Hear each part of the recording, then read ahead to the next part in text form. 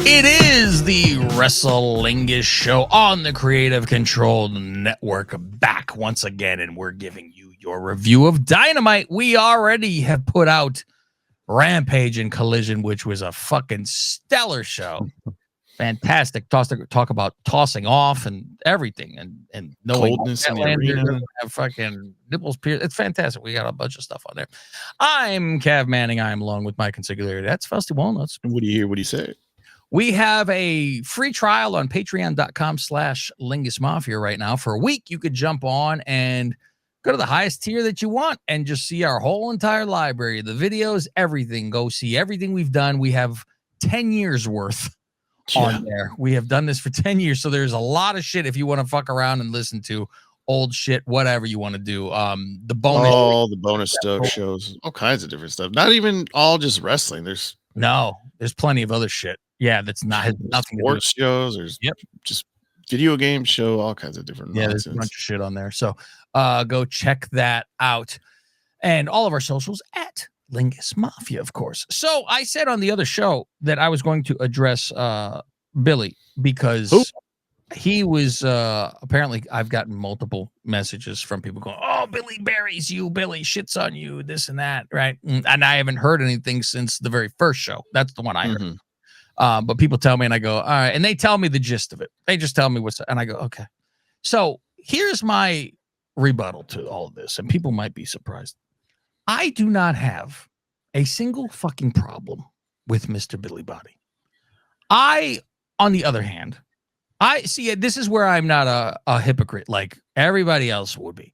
So, as soon as you get attacked or whatever, it's fuck that guy too. He's a fucking this, that, right? I say, all of a sudden, you were boasting about this and that, but now, because he don't like you, I understand. I get it. I have said I thought Billy was beyond fucking talented when I heard him first on the Steel Cage, right? It's the only reason we've told that story a million times. Me and him talked about that story where I heard him on that show and I would listen. When he wasn't on, right off, done. So I always thought he was very talented in that stuff. He knows how to keep an audience. He's entertaining. Some crazy shit goes on and stuff. But of course. So I have also given interviews on other shows where people, how could you be with somebody who says these things where I go, give me a break. I'm not clutching my pearls like these other fucking pussies. And I've said to him, the pet scorpion line about, well, what do you expect? He's a pet scorpion eventually. And I've said on the other shows, eventually one day I will be bitten. Because I've had a little bit of bite here and there, some stings, right? Some nibbles here and there, because a scorpion sting, it don't bite.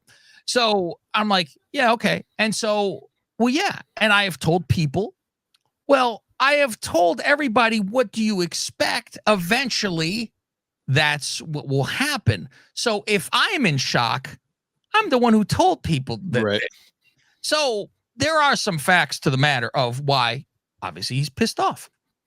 And it turns from he's said the basic part of it, I guess, on the show about I have certain windows to be able to do the show.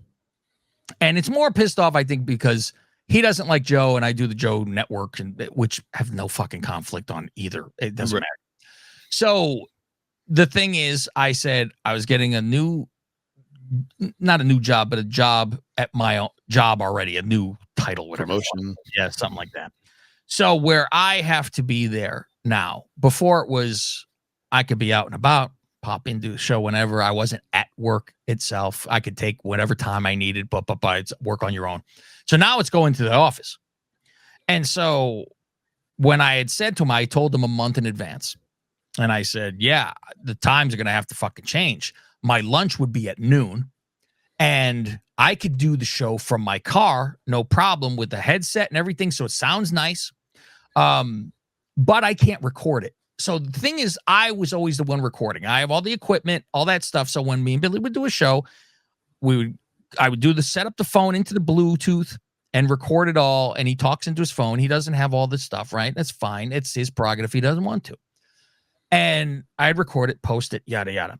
So it comes down to that more than anything else, is that I'm not the one recording it and he doesn't know how to record it. He said, well, we'll do a dry run once, and he's doing the Zoom. And it was like, we did the Zoom, but then it was like in a file. He didn't know how to get it to something, like how to withdraw that file, because he's doing it from phone and not like a computer.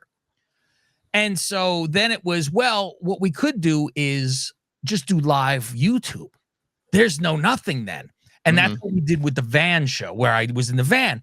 And that was on a spur of the moment when he goes, you want to do the show? And I go, dude, I told you I started work this week. Yeah. I'm not around. It was 3 p.m., which would be kind of our normal time that we would record. And I'm like, I'm not around. And I said, you know what? I'm actually driving right now. I'm not in the office. I'll pull over for a half hour and we'll fucking do this. But I got to be fucking done in a half hour. I can't. It's a real life job. Yeah.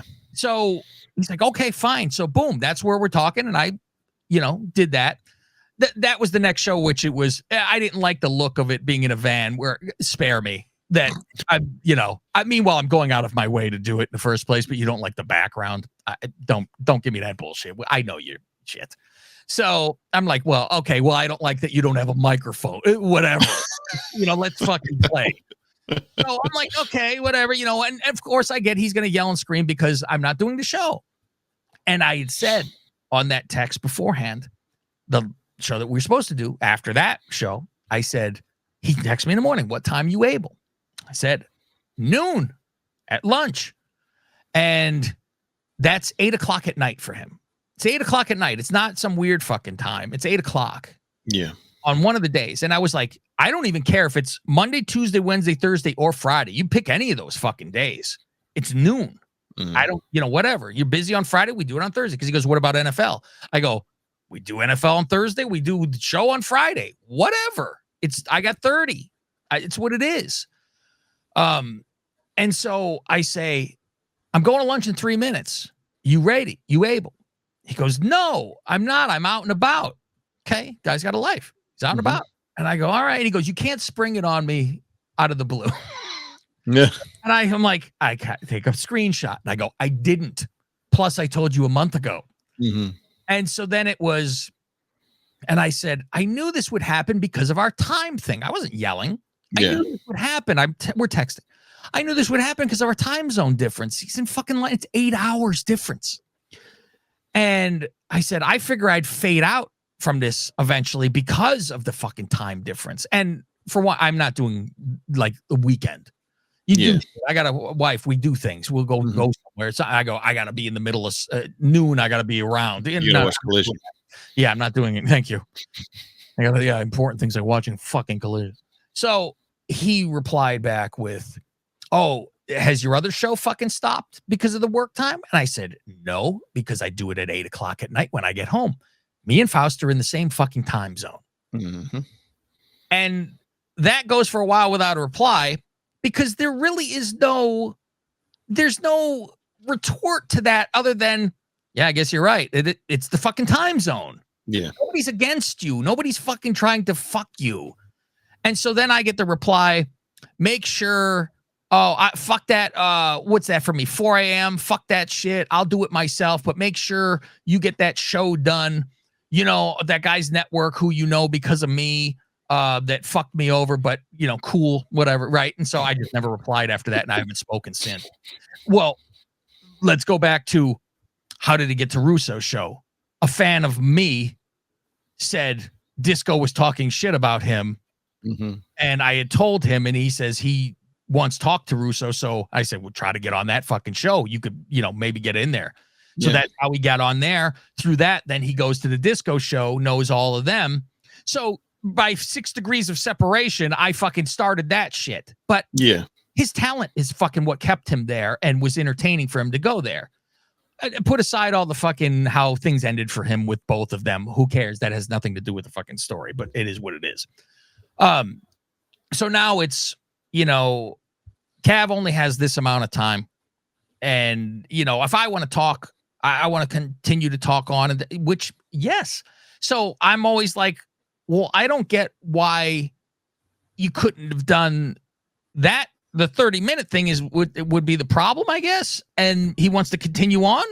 I sign off. You continue on. I don't see the fucking problem there. And talk about that I didn't care or not committed to it, or if I did it for 8 years with him.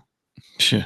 It's a long fucking time we did the show, so I don't know how long I owe doing this. Like I wasn't contributing and wasn't doing anything for this and just showing up and whatever. And editing his shows and uploading them. Yeah, all that good stuff, and doing helping with his gambling show. I would edit that because we would cut out certain things and just have that duplicate somewhere else. Just to do all that shit. So it even goes to, well, he doesn't want to stay up till 4.